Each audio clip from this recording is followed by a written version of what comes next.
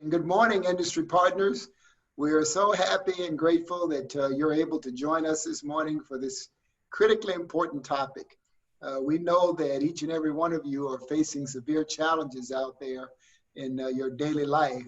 And I think Harriet and Angela have done a phenomenal job pulling together a great group of panelists to talk about some critical issues that can help you as you go through the daily challenges that you must face, recognizing that our industry has really been turned upside down because of the pandemic and the economic crisis that we're facing.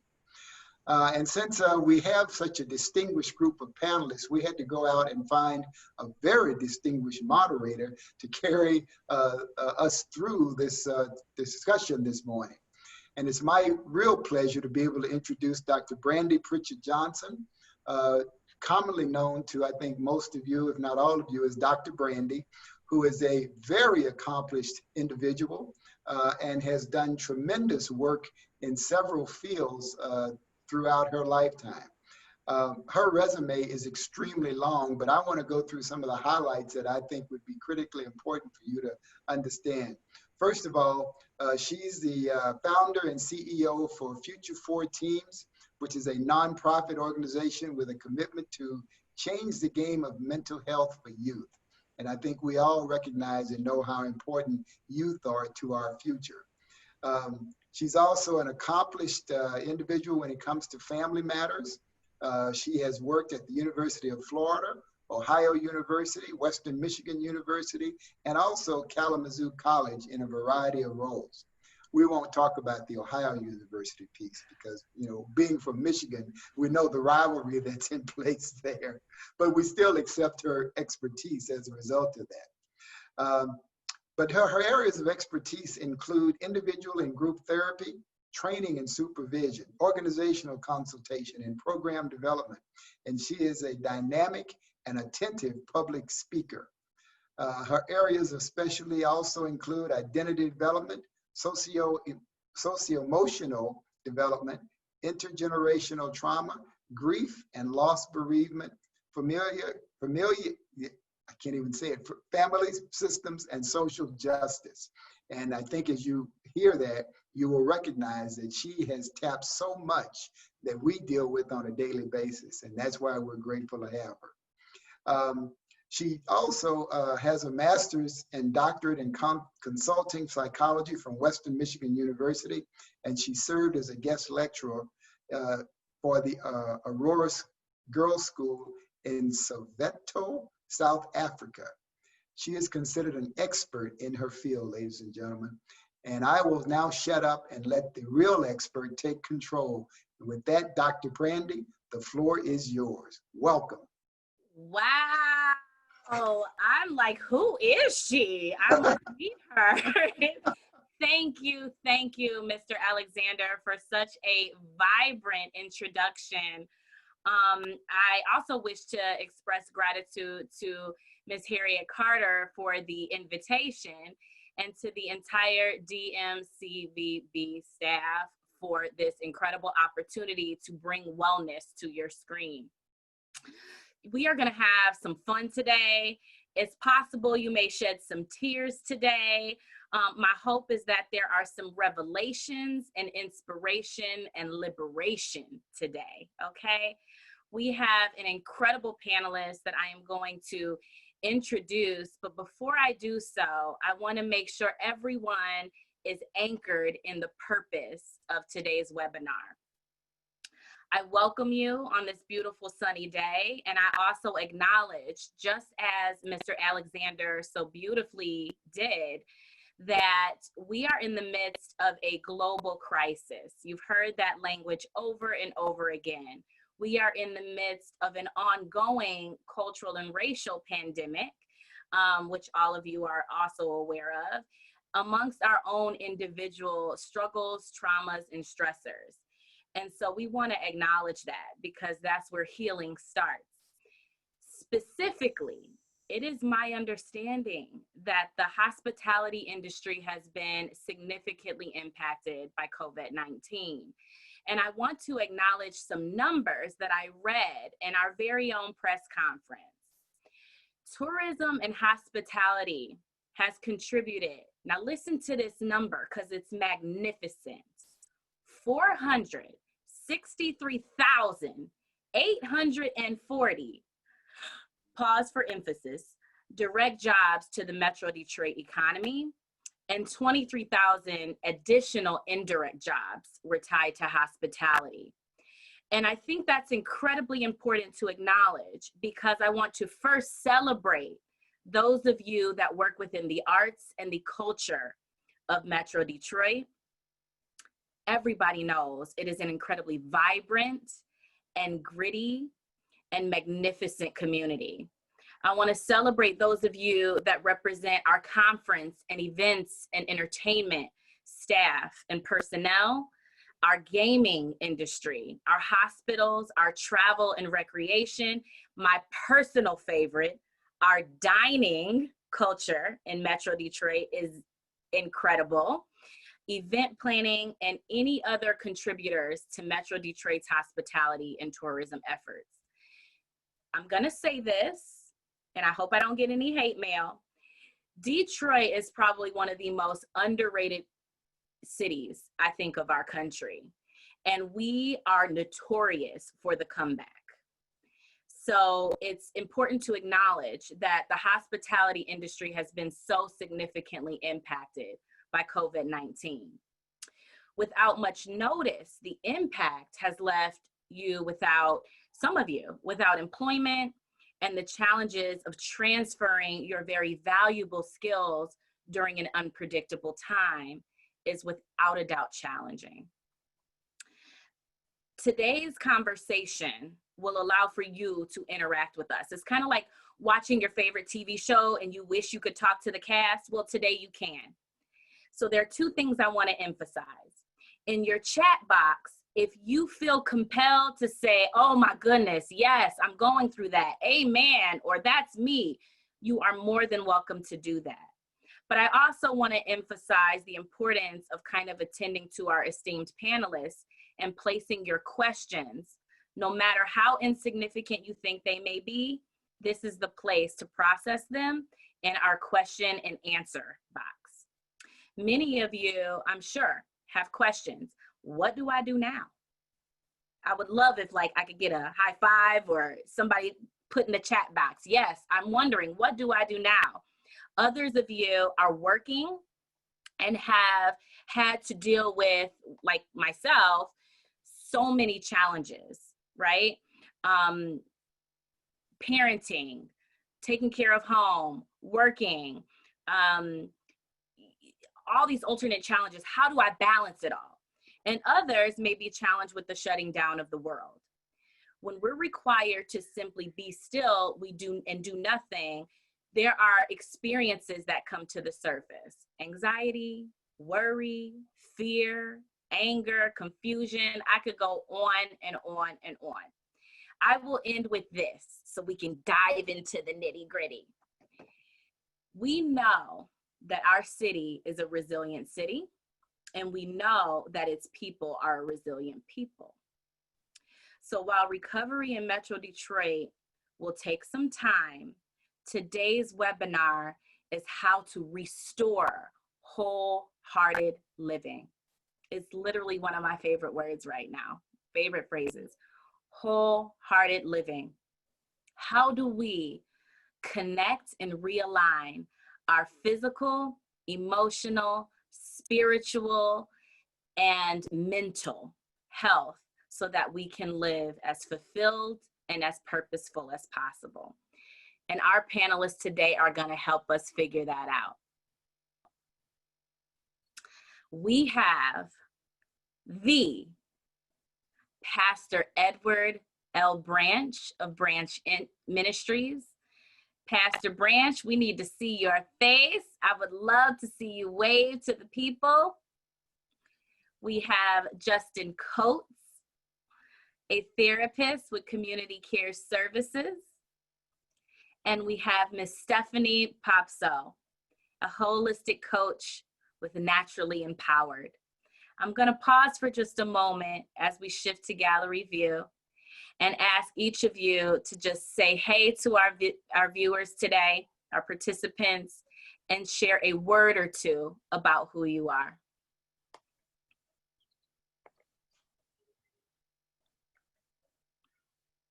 Where you at? Where you at? Good morning, everybody.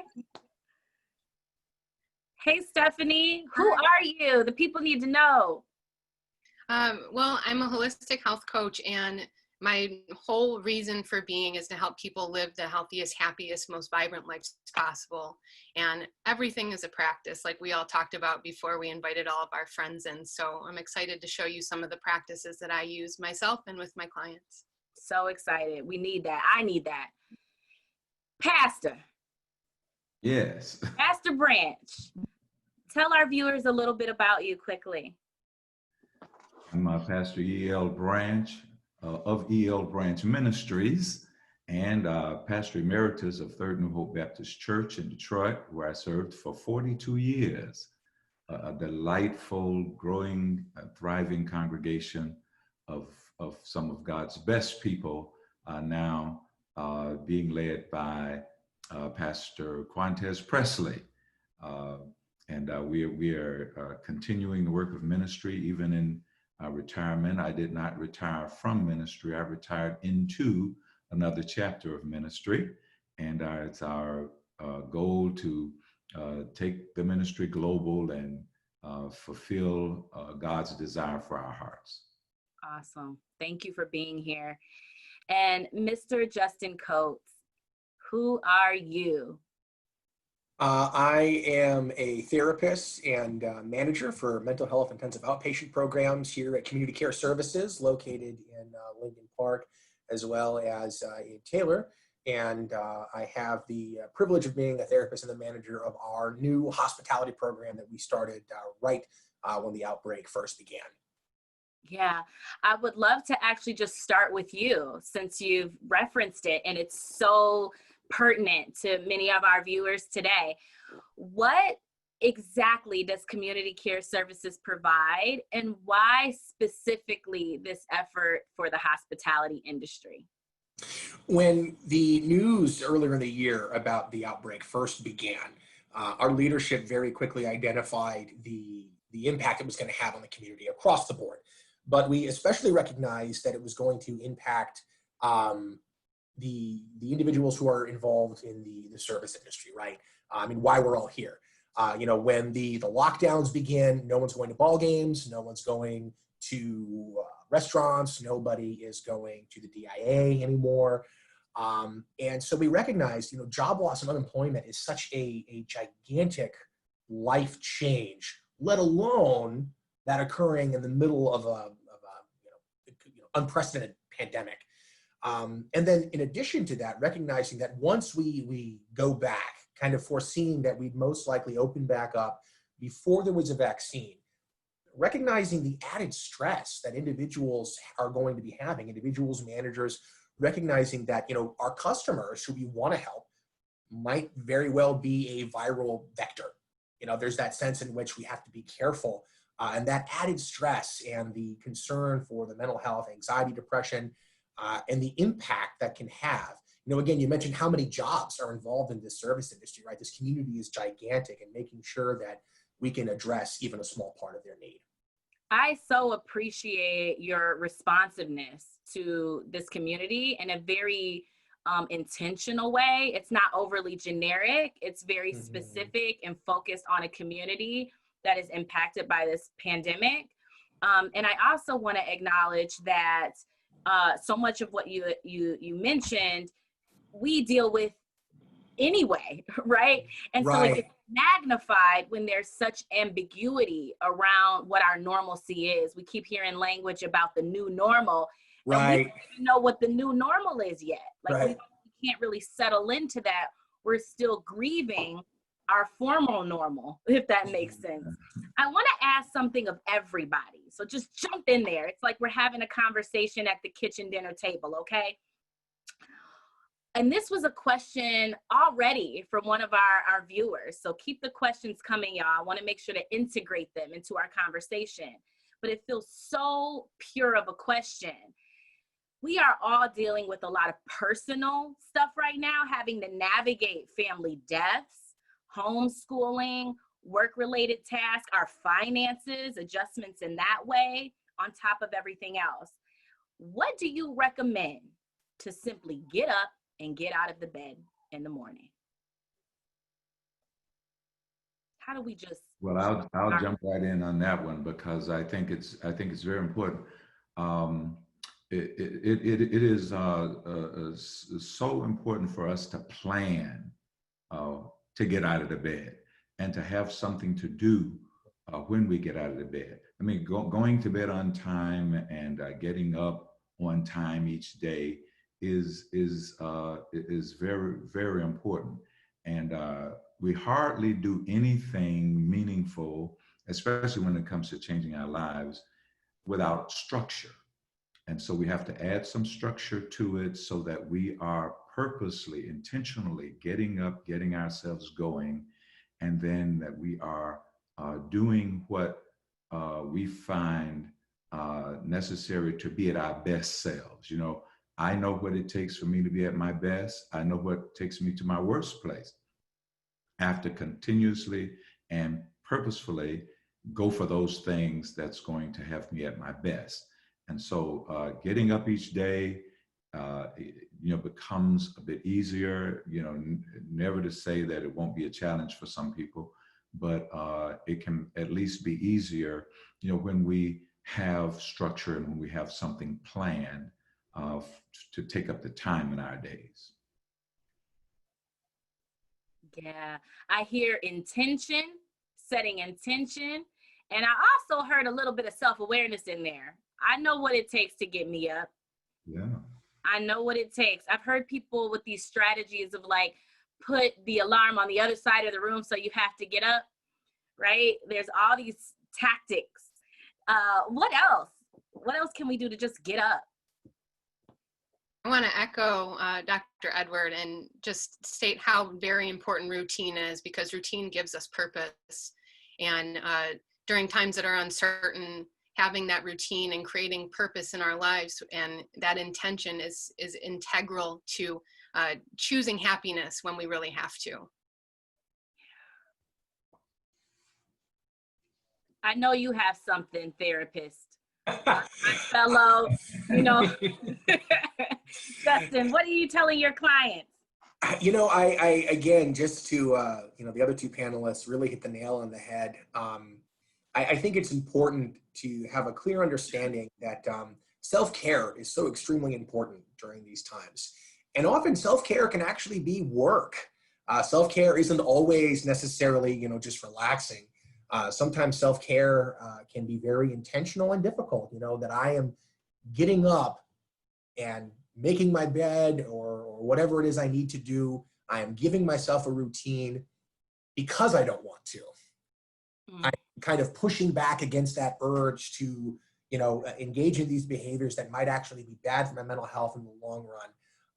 And at the same time, like exercising a physical muscle, you're exercising that mental muscle. It can be painful at times, but in the end, you do build that resiliency and that strength for the long run.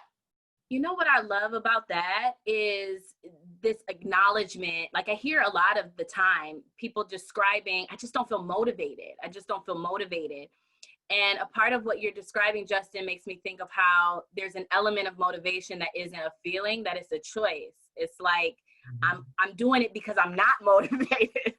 I'm doing it to get motivated, right? It kind of helps channel or fuel my motivation to keep it going, right? I have a specific question for you, Stephanie, as our holistic health coach. But first, actually, tell our viewers all of what a holistic health coach does. I want to make sure we kind of know.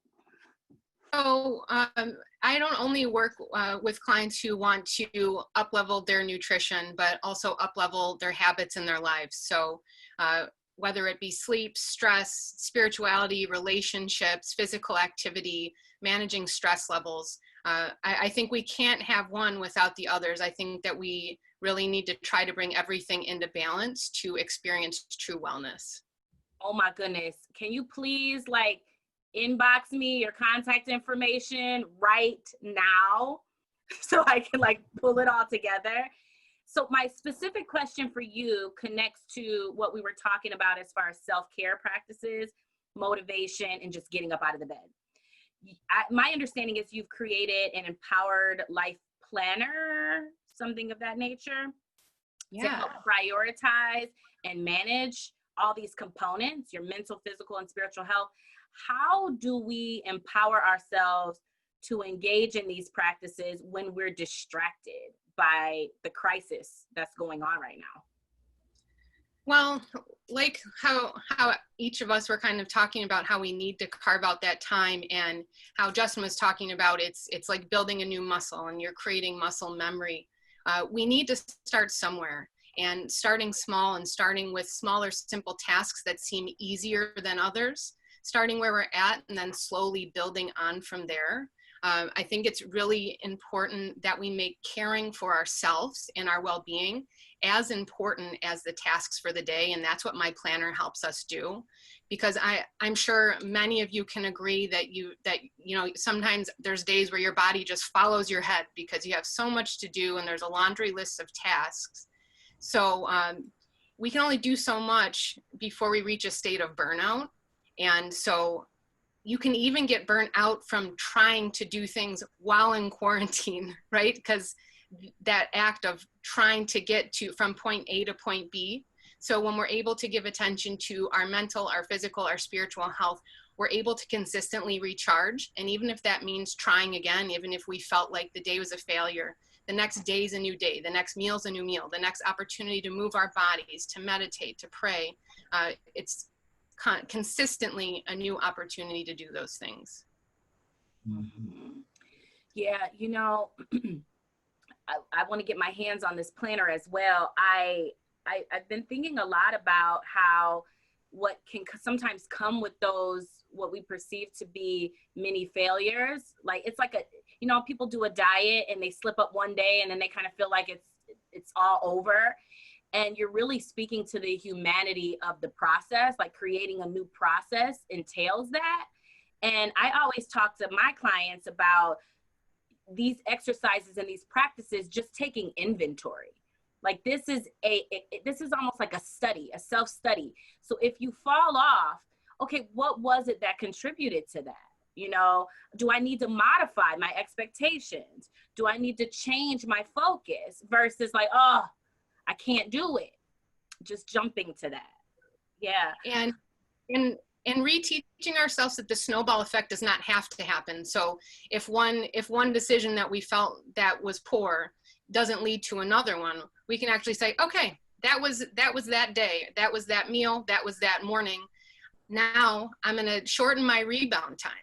And I'm not going to keep on going down that same road. I'm going to start back to right where I was, or I'm going to work my way back to where I was. So I'm not taking 2 steps back every time I feel like I have a slip up, because, right, I have a kid who's banging on the door right now, and there's going to be days that are better than others, and there's going to be days that are like, okay, we'll just throw that one in and tomorrow's going to be a better one.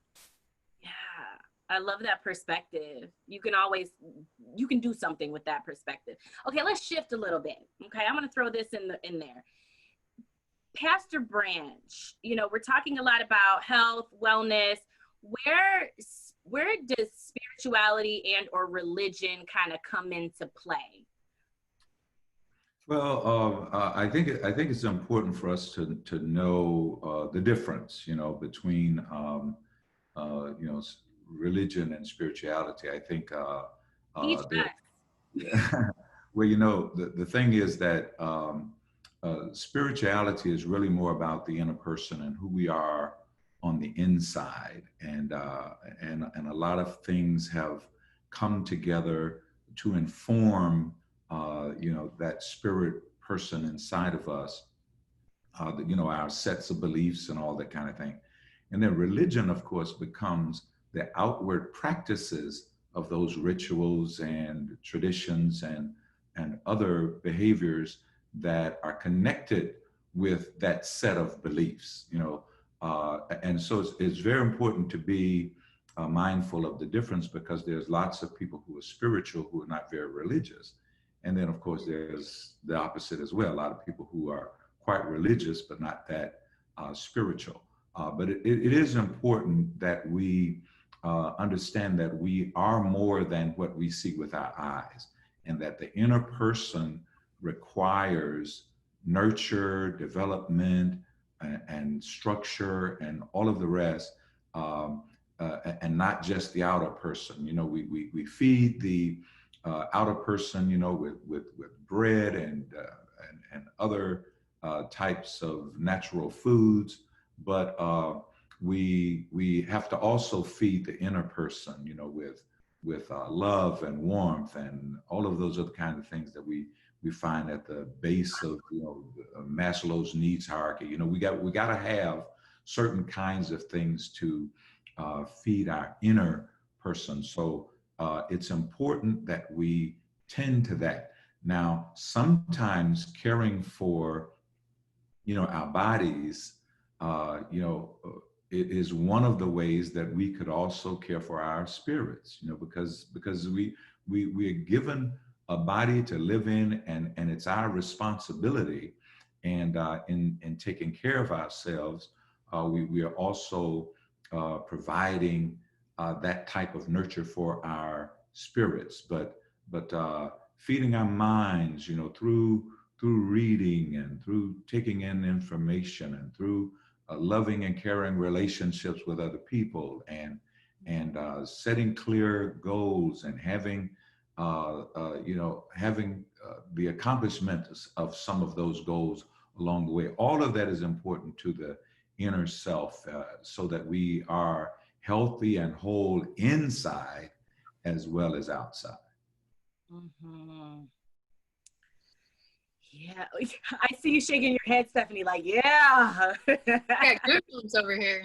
Right? What are some of the ways that you all are doing that? Connecting to your soul or your inner self, your inner being, while in isolation during a pandemic? Yeah, and I think that's an excellent question, and I think that you know, Dr. Branch really highlighted the importance of whatever your faith or spiritual tradition is, whatever has meaning for you. Now is definitely the time to connect with it. It can be difficult, I think, when we talk about those outward expressions, those religious aspects. You know, a lot of my clients who, you know, their religious or faith traditions are more liturgical. Catholics who can't go to mass, for example, Muslims who can't go to mosque the way they'd like to because of the pandemic. One thing that I've seen working for a lot of my clients is just kind of maybe taking spiritual practices or religious practices that they didn't normally used to do as much in their everyday life, and really trying to focus on those. You know, as human beings, we need that ritual, right? We talk about a daily ritual, a daily routine, but if you do have faith traditions or spiritual practices, try to engage with those, even if it's something as simple as meditation. You know, it doesn't have to necessarily have any specific religious affiliation. It can be very secular. Meditation, taking time to practice mindfulness. I know that's kind of a buzzword, you know, everyone talks about mindfulness, but it works, it really does. So I know for me personally, mindfulness, and then kind of engaging more in my own faith tradition as much as I can at home, in ways that I might not have, or maybe took for granted prior to the outbreak.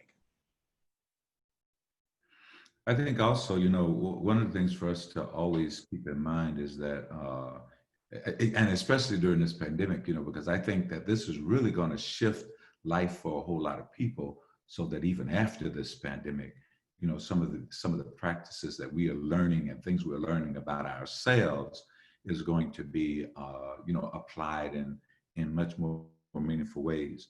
But, you know, I mentioned earlier, you know, about us knowing ourselves well enough to know what brings out the best in us and what brings out the worst in us, you know, so that we, you know, embrace the best, and then, of course, you know, reject the worst, so that we are mindful of the activities that we involve ourselves in. But, you know, it's a wonderful time, you know, for people who have not had a level of self-focus where, you know, you've been giving your energies out to everybody else all of the time. You know, now is an opportunity for some people that, you know, who can do some introspection and some focus on themselves. You know, I kind of made myself a little note on this one, because I think that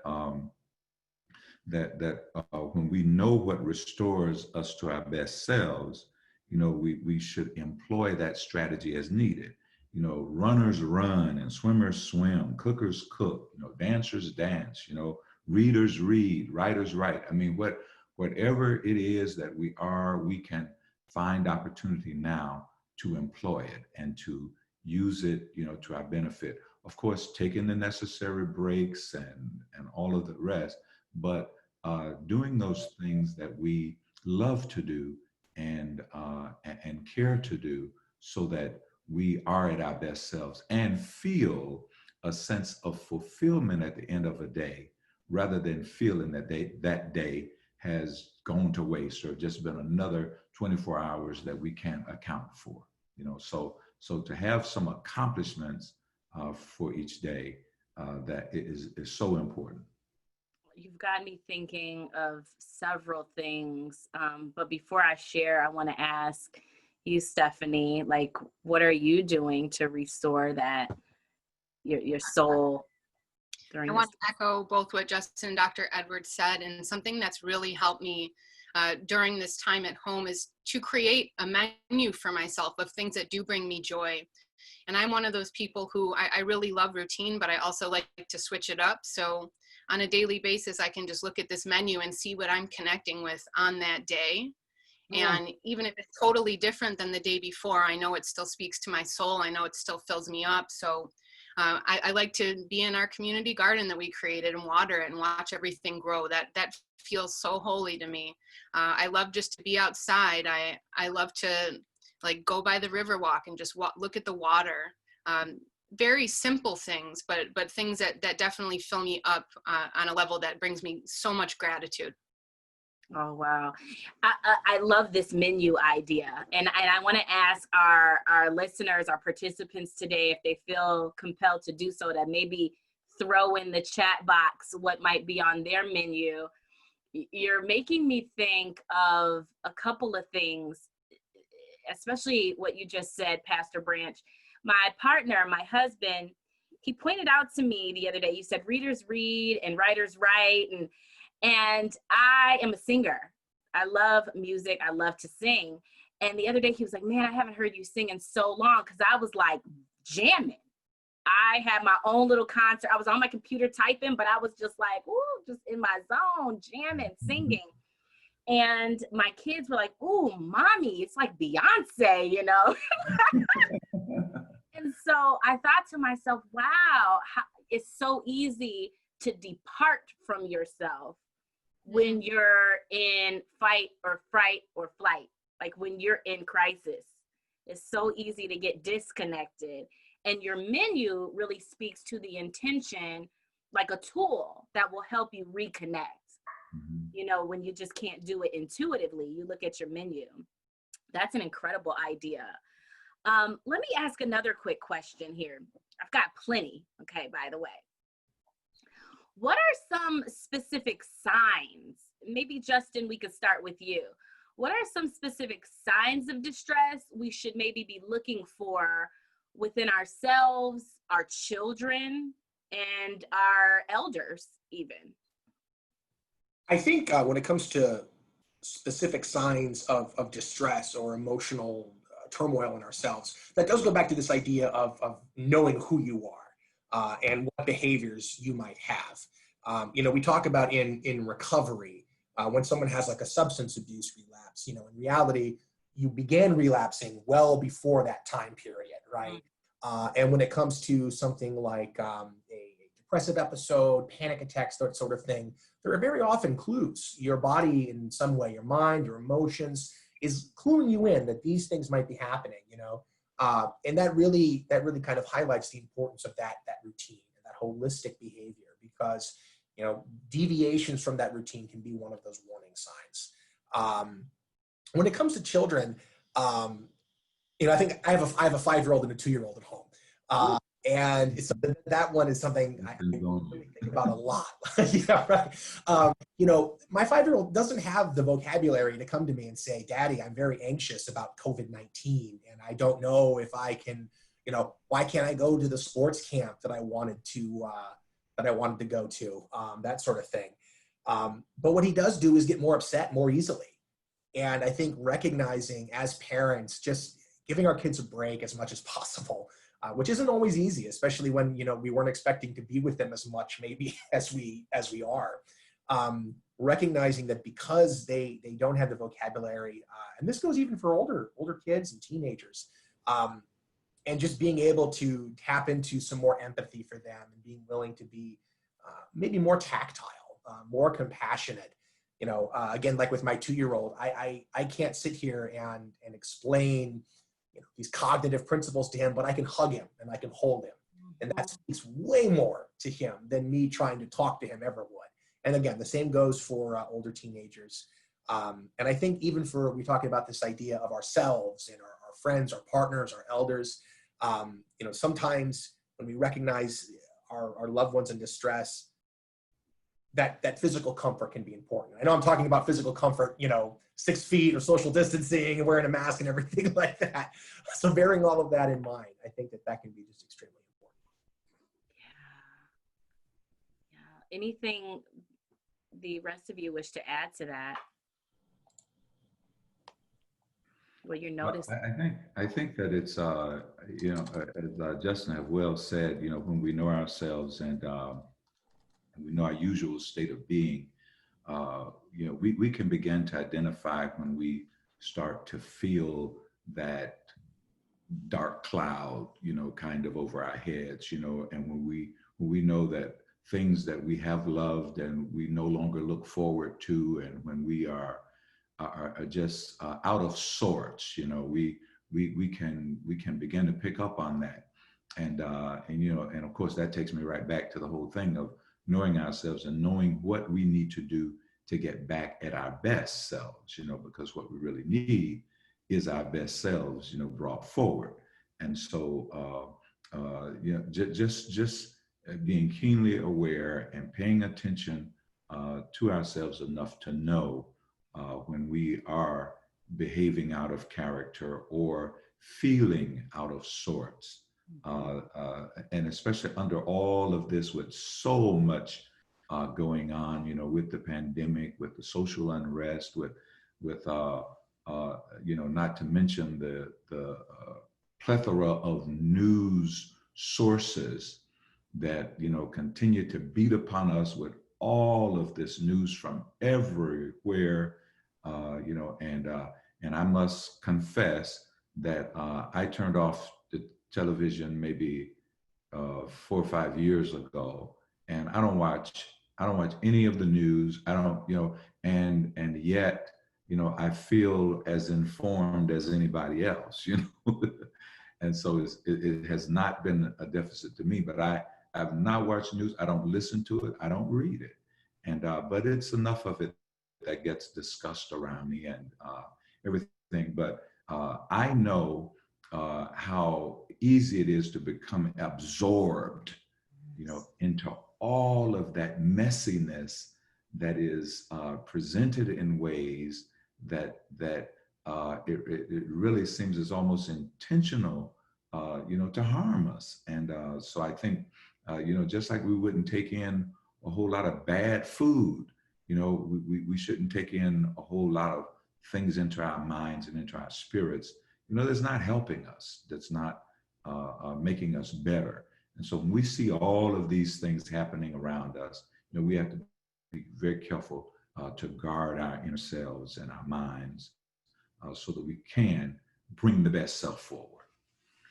Yes, Pastor Branch, what I'm more and more conscientious about and aware of is that a lot of times the anxiety and the distress that is manifesting is actually in response to the narrative, not the thing.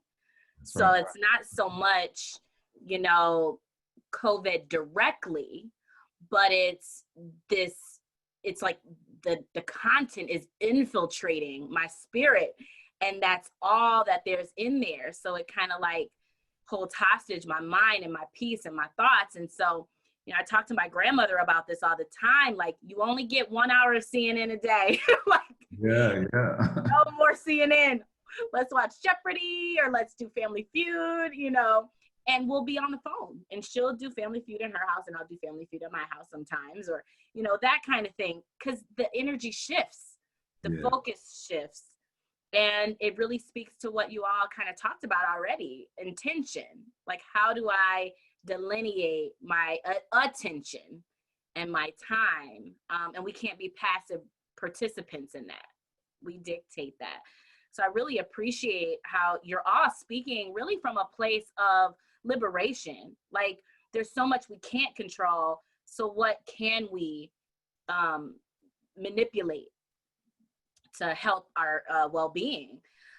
Let me ask this. So, because I want to capitalize on the energy that we've created right now. What are you encouraged by, or hopeful for, or grateful for during this time? I can begin. Yeah.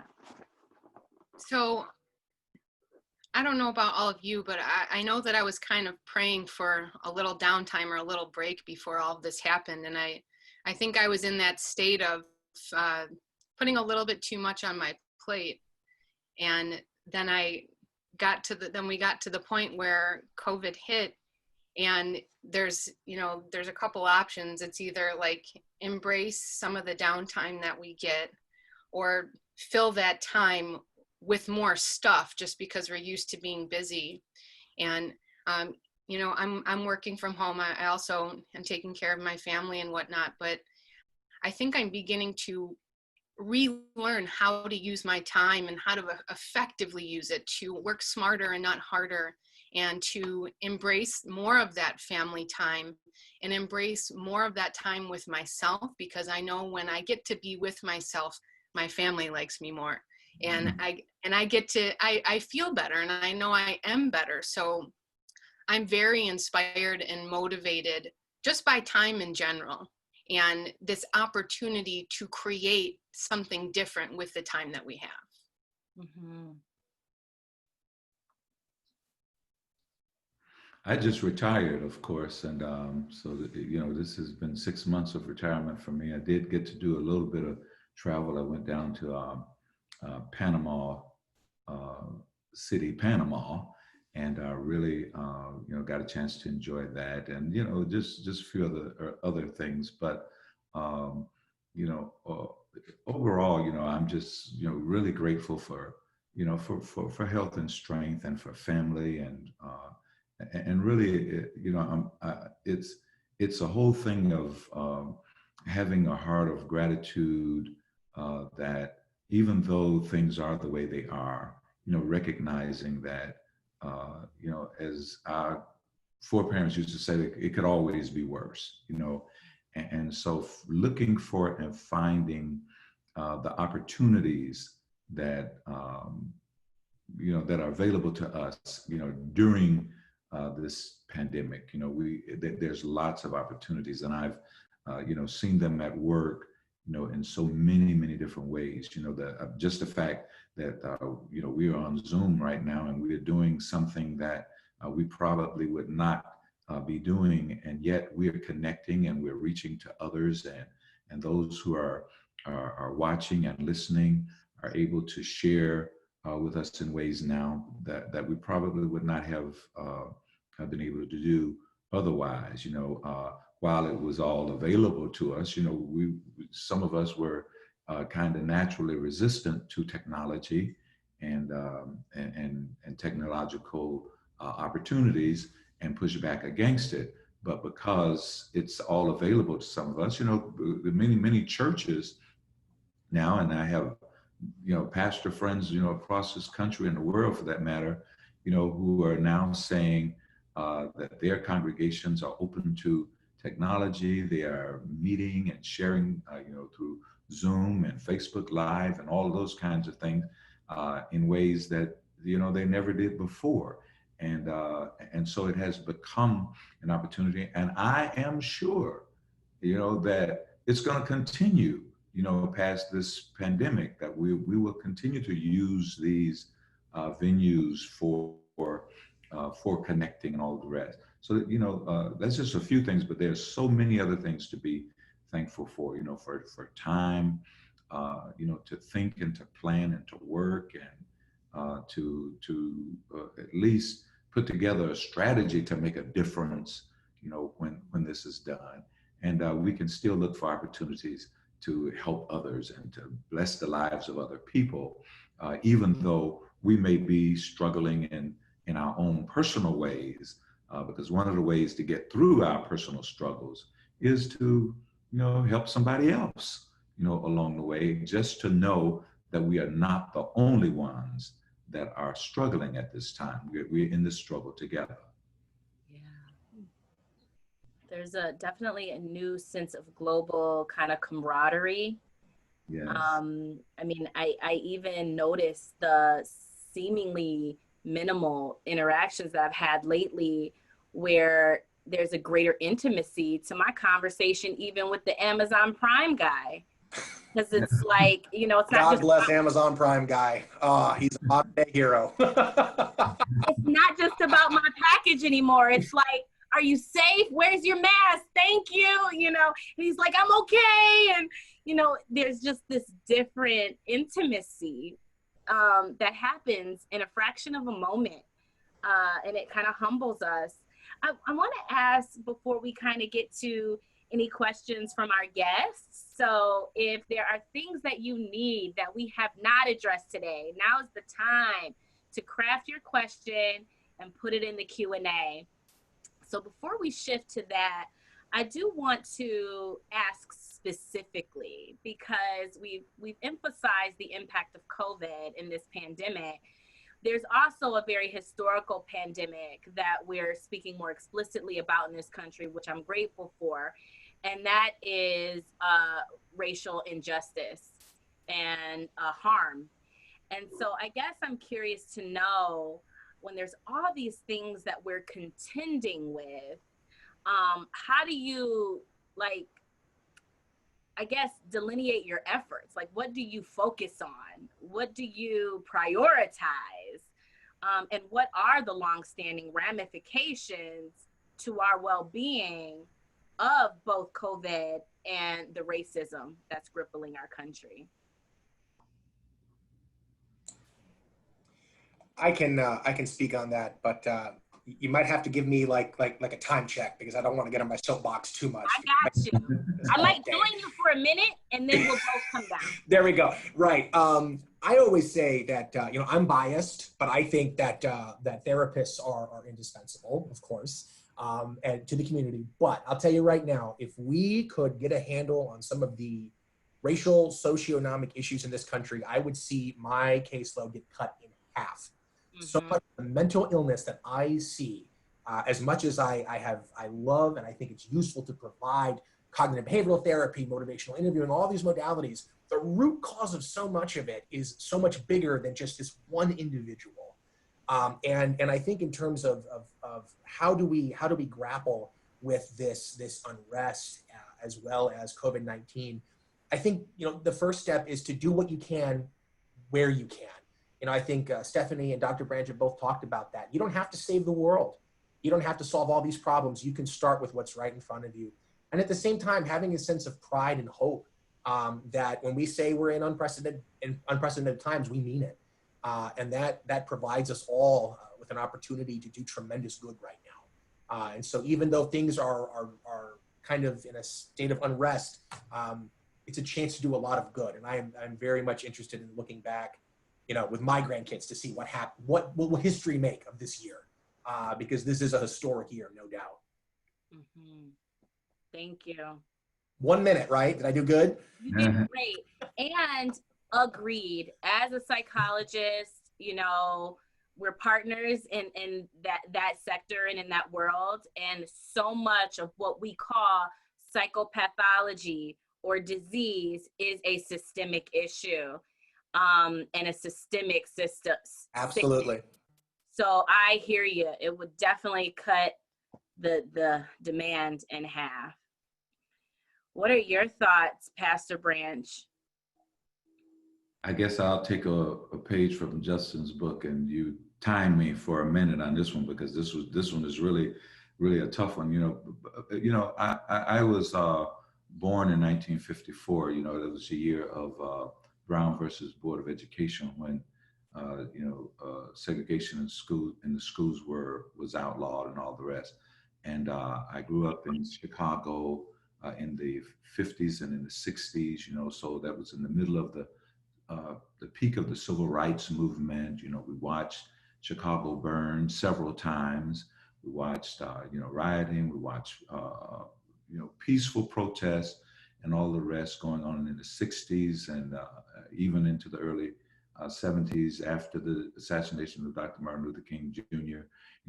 And I'm only running through that history for the purpose of saying that here we are all of these years later, and we're still dealing with the same issues. So we deal with inner frustration over the fact that we wonder where actually is the progress. Some of it have not been so overt, but it's been covert, but it's still been the same issues and challenges that we've been confronted with when it comes to race relations in this country. And so it puts us in a precarious position. My frustration is that I don't mind dealing with problems. I mean, I think that, part of life is handling problems. My frustration is that we're dealing with the same problems, that things that should have been settled, we should have been passed years ago, but we actually should be in a post-racial America, but we see that we are not. And we keep getting catapulted, back in time to these same issues and challenges. And we ask ourselves, of course, when are we going to see some lasting progress? We make progress, but then there's the backlash, that Carol Anderson talks about in her book, White Rage, that every time there's, progress, in the African-American community, there's the backlash that, catapults us backwards, and then we got to climb the same mountains again. So it is, challenging. It's frustrating, and I watch the young people, the students, who are out doing, peaceful protesting and all the rest. And, now at this point, of course, I just cover them in prayer and hope that, they are able to see, lasting progress, as we go forward with this issue. And of course, to deal with it and to deal with it fairly, because while we should be able to see all of this erase, it isn't going to be easy, and it isn't going to happen overnight. We've got to hang in there and make some great things happen in our world. But seeing these monuments come down and seeing, these flags, destroyed and all these kind of things, is at least providing some hope, for a brighter future, in race relations and the tension that people of color, have to live under, in this country and in other places around the world, because we are aware of the fact that people of darker hue are at the bottom or near it all over the world. And we have to be mindful of that fact, but hopeful that we are making some changes and having some meaningful impact. Yeah, there's something implied in what you're describing, which is a certain activism that is fueled by the hope. So it's like hope in action, right? Yeah. And I hear, one of the immediate thoughts I had is I pray over the young people. And then I thought, and then Justin's going to hug them because, right? 6 feet away, 6 feet away hugs, right? 6 feet away air like hugs. Virtual, a hug. And I appreciate even what's happening between us right now, which is the utilization of humor and bonding, and how it can both anchor and hold the depth and the intensity of our suffering and our pain, but also lighten us so that we can connect to the hope of the possibilities in the future. You know, something you said, Pastor Branch, sticks out to me and needs to be acknowledged, and that one of the reasons we are not in a post-racial society is because no one wants to acknowledge that we're not in a post-racial society. So that awareness that we keep talking about from an individual perspective, if we can have that same kind of perspective on the psychosocial implications of racism and prejudice and bigotry, then we are a powerful people. Like, there's a lot you can do with that. A statue doesn't come down until someone acknowledges the harm in it, right? And a lot of someone's. So thank you all for acknowledging that. We are getting some incredible questions, and we're getting some virtual high fives here about how great this topic is, how phenomenal all of you are on this panel, and even a few high fives for the Amazon Prime people. That's right. Yeah. Okay. A question for you, Pastor. How do you start your day? One of our guests want to know. I get up in the morning and I hit the streets. You know, I'm a runner, so I run. You know, I've been doing that since my teenage years, and I try to get out and run every day except Sunday. And you know, that's how I start the day. And once I get that going, get 3.5, you know, 4.5, 5 miles, you know, under my belt, I can take on whatever happens. You know, it's like.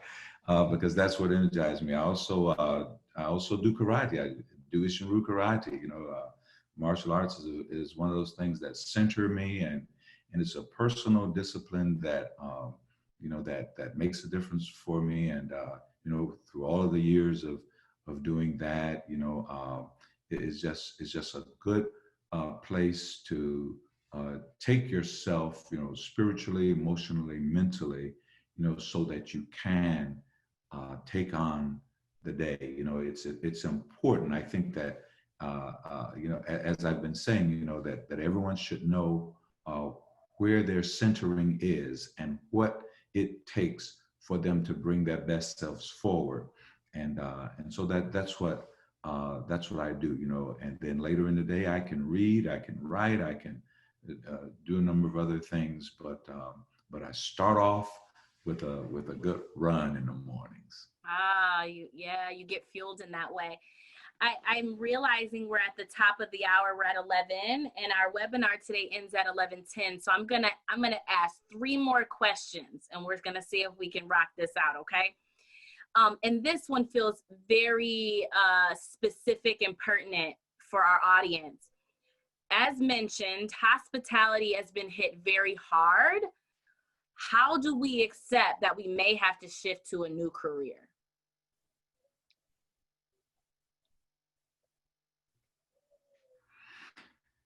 I'll just take a stab at that, because I think that one of the things that we all need to know about ourselves, and of course be grateful for, is the fact that we're flexible. You know, we have an amazing ability to adjust, and I know that we may be talking to people all around the place, but I know Detroit, and I know Detroiters as well, and I know that Detroit is one of those places where we've had to adjust. I mean, it's when people ask, well, how are things in Detroit? Is Detroit better? Well, you know, it's really has not been so much about Detroit getting better. It's been about people making the necessary adjustments, you know, to accommodate the current reality. And so, yeah, it may mean that some people will have to think about other careers. But I don't want, you know, people to jump ship, because it's important to really think and pray that through, because there may be broader opportunities in the current career, and shifts that may be available with the level of knowledge and background and experience that many people have, to begin to reshape their current careers so that they can employ all that they already bring to the table. And it's not just a total shift into something, brand new for them. Yet, in the same time, I still say we are resilient. We have a particular elasticity about ourselves that we could stretch to accommodate whatever we must when we put our minds and our hearts to it. And we can make it through this, and we will. And we may even discover that it's going to be better on the other side of this. The pastor speaks. I agree. Reaching out to your networks and your communities is really important right now. I just experienced last week someone who was like looking for a job and just started talking about it whenever they saw someone, whenever they were, in a public space, and they found work within their field, within a week. So keep on talking about it. And there's people who are listening, and there's people who want to help too. So people want to help you connect the dots. I would love to add to this a little bit. We are not what we do. What we do is a manifestation of who we are. And so I think it's important to reconnect to that. What are my skills? There's something in positive psychology that talks about flow, how you can get lost in something for hours and just be in a zone. And it's so effortless and natural to you that you don't even see it as a strength, right? When I was a child, people used to tease me about how much I talk. Like, you talk too much. Like, I would get in trouble about it. I was a kid that got in trouble for socializing. Well, now I talk to people for a living. At 2. So it's so interesting how at one time you didn't want me to do it, and now you want to pay me for it. So, you got to reconnect to what sends vibrations through you. What are you excited about? What do you do well? And then, so you get close to yourself, and then you take a few steps back. Where could this skill set be useful? Who can I talk about this with? Just to kind of do a brainstorm and get inspired.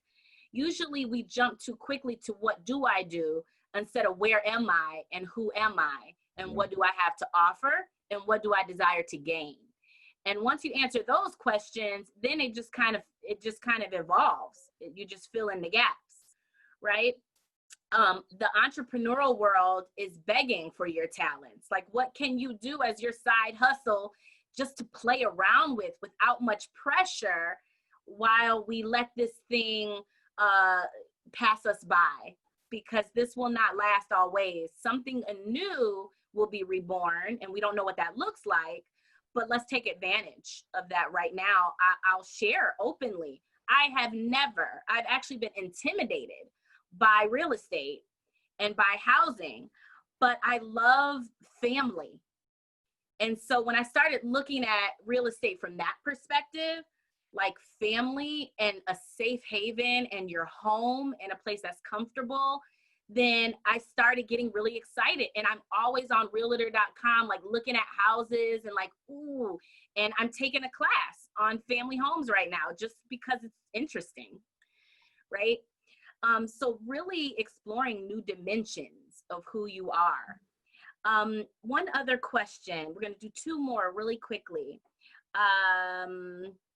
Let's see here. How do you navigate all of the emotions that impact our mental state? All of those emotions. How do you navigate that?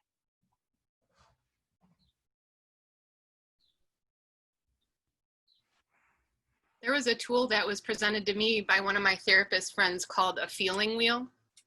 And it has a bunch of different feelings. And I'm sure that Justin and Dr. Brandy and Dr. Edward, you've probably seen it before, but it really helped me to have words for my feelings.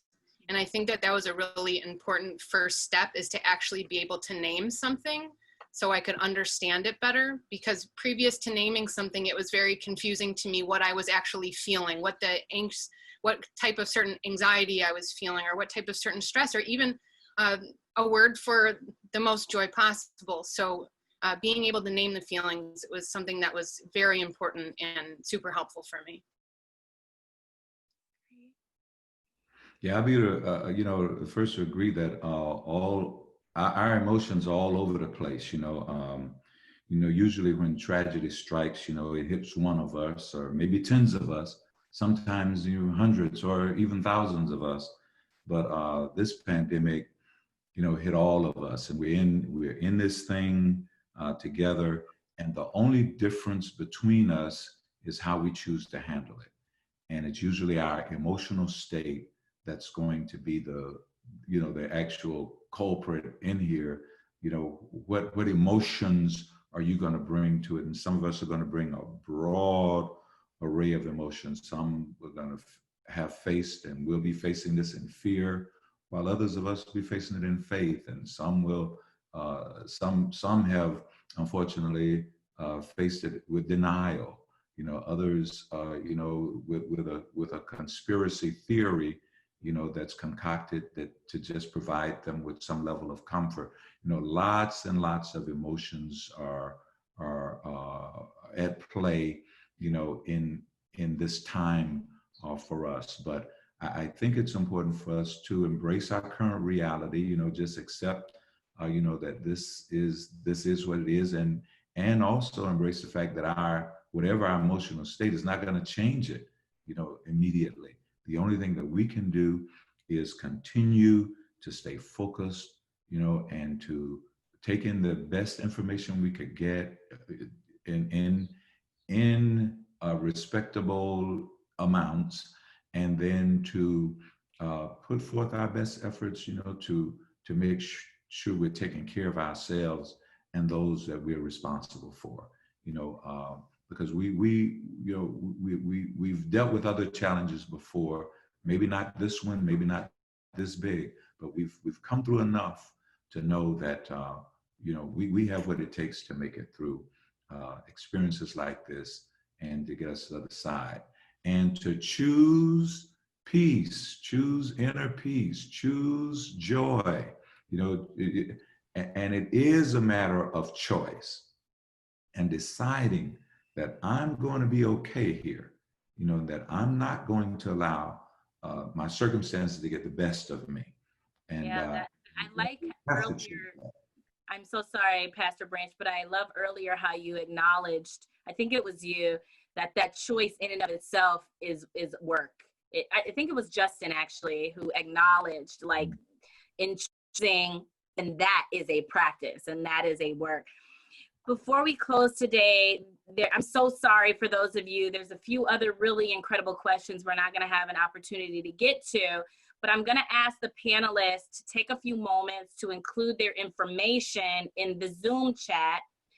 If you could do that, so that if anybody wants to reach out to you after this to get their question answered, they can do so. And this last question, I'm going to attach to any of your closing statements. And I will start, and it connects to the latter question. It is very natural to be overwhelmed in ambiguity and in crisis. And usually when we're in that state, it can be very draining. So our productivity, our focus, and our mood is impacted. And once you see that as a normative reaction, then you have a little more tolerance for it. It's almost like an acceptance, commitment, therapy kind of a perspective. When you can exercise patience in your process. Yeah, I'm irritable right now. I'm sad. I'm overwhelmed. I'm angry. I'm worried. I'm anxious. And recognizing that all of that's normative and it can pass, and then shifting our focus to what will help it pass will really serve us well. The last question, and please attach this to your final remarks, is how do you know when to seek help from a therapist? And I will answer that, and Justin, in your final remarks, you can add. I am very much biased, and I believe that unfortunately we've been conditioned to see therapy as something you seek when there's a problem and when you need to fix something. And what I would say is therapy is useful in a plethora of ways. So if you're thinking about it, that's when it's time to seek a consultation. Therapy doesn't have to be 6-7 years. Therapy doesn't have to be every week. And something that is therapeutically useful doesn't necessarily have to come from a therapist. I did write an article, and it was pretty culturally specific, that says Black people do go to therapy. So I would Google that and look it up, and it gives some tips on how to find culturally responsive support. And in my final remarks, I want to offer a few resources. On behalf of our panelists, if you're in need of support, community care services could be a place to start, even just from the place of a referral or a consultation. And one element of my identity that I've not properly acknowledged is, in addition to some of my other roles, I am a professor and assistant professor and the director of clinical training at Wayne State University and their counseling psych program. And we have a clinic, mental health and wellness clinic. It is a training clinic. It is free. You receive free services. It's all telehealth right now. So if you Google, and I'll put it in the chat, mental health and wellness clinic, that is a resource for all of you with our training, emerging psychologists and clinical providers. I want to thank the panel and say you all have been incredible. And with that, I turn it over to you, Mr. Branch, and you, Justin, and you, Stephanie, for any final words before Harriet closes us out today. All right.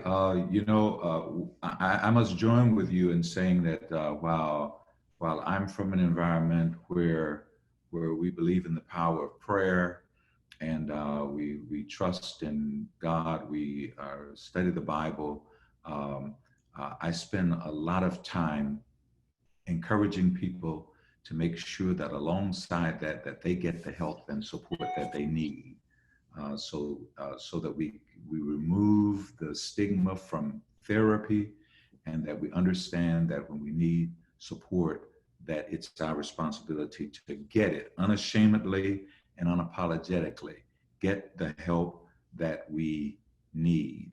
And I'm grateful for those that have prepared themselves to be those helpful supporters, and who have studied and earned degrees and everything else, so that they could provide it, like Justin, like Stephanie, and you yourself, Dr. Brandy. We really appreciate you and appreciate what you do, and we also cover you in prayer as well. EL Branch Ministries is indeed a global ministry. You can go to our website, that's elbranchministries.com. We also have a Facebook page, EL Branch Ministries, which we do Bible studies, and we also have other programs that we have coming forth from that. We also do clergy self-care, which I spent time as president of the Council of Baptist Pastors of Detroit and vicinity, and my focus during my administration was to care for the pastors who care for others, because what I discovered is that a lot of pastors were trying to save the world while their own houses and own lives were falling apart. And so we encourage self-care, not only for pastors and ministers, but for everybody, to make sure that you're taking care of yourself so that you will have even more to offer for the sake of others. This has been a blessing. I really do appreciate you all. Keep us in your prayers. We'll be praying for you.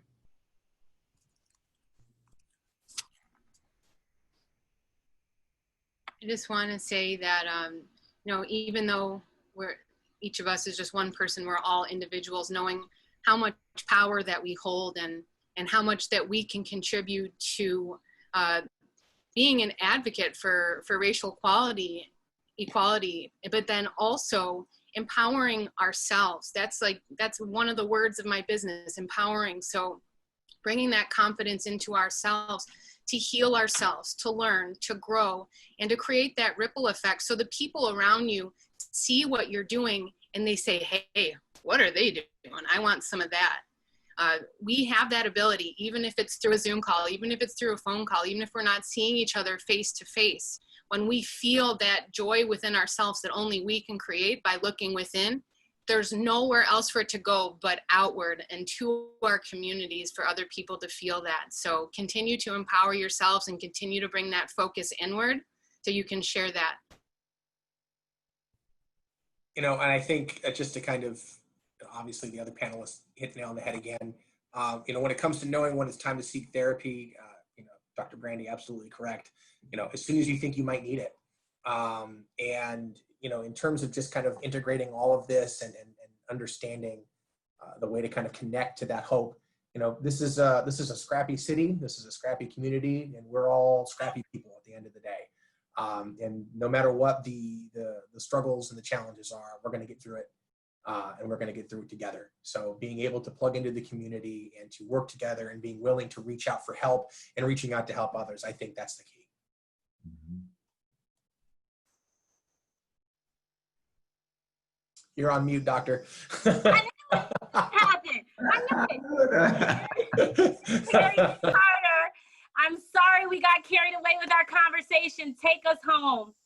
All right. Thank you. Thank you to our moderator, our fantastic moderator, Dr. Brandy, to our fabulous panelists, Pastor E.L. Branch, Justin Coates, and Stephanie Popso. Thank you, thank you, thank you.